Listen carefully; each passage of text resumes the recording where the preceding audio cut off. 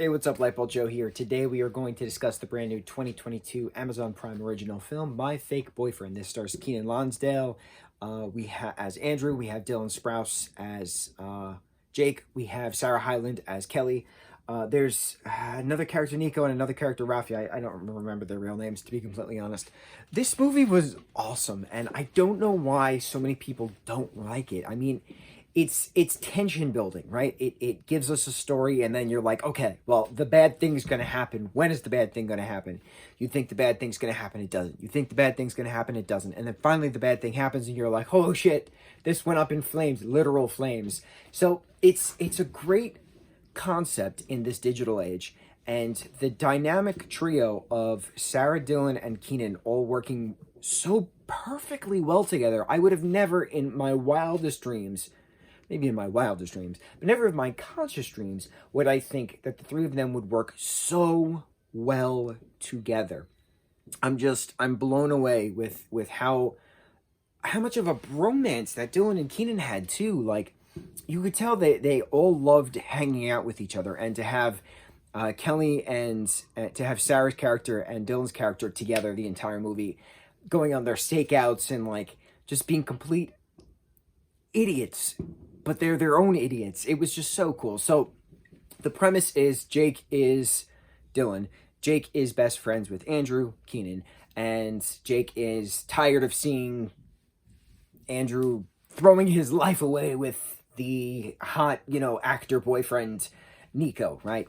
Continuously goes back to Nico after Nico continuously cheats on him constantly, right? So there's a nuclear 10th time plan where he was going to create this alt boyfriend, this fake boyfriend, to post publicly on social medias. That way it could piss Nico off, right? So his name is going to be Cristiano. Dylan's character, Jake, is a graphic artist, graphic designer. So he created this character by mixing kind of like a few different of their faces together along with some other parts to like create this character. But then like he went into it. So like full AI, like in regards to like wearing a bald green suit to like give speeches at conferences. He became an influencer overnight. Like, it was a thing. So like it was just, he got sponsorships, all these things. So just because it worked that they pissed off Nico, Jake didn't want to get rid of Cristiano because it gave him so much stuff to do as well that he couldn't really find another job after working with Charmin, doing graphic designer stuff.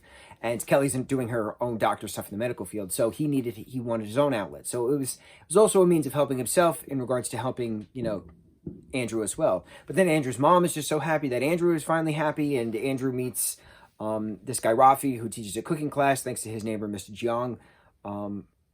It's just a lot of stuff happens, and it's a matter of how do you tell Rafi that Cristiano doesn't exist, even though Nico is dead set on getting Andrew back because Cristiano has Andrew, and how dare Cristiano have Andrew because Nico needs Andrew, even though Nico doesn't need Andrew, but Nico wants Andrew because Andrew's like a prize kind of a thing. It was the thing, right? It was very entertaining. It was very well done.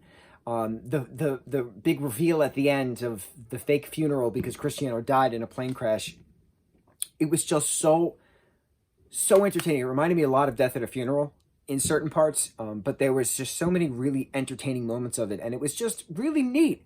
Finding love, finding happiness, finding yourself along the way in different aspects. But the bromance of Keenan and Dylan throughout the entire film was just so cool. And to have the three of them, including Sarah as well, it was just so awesome to see.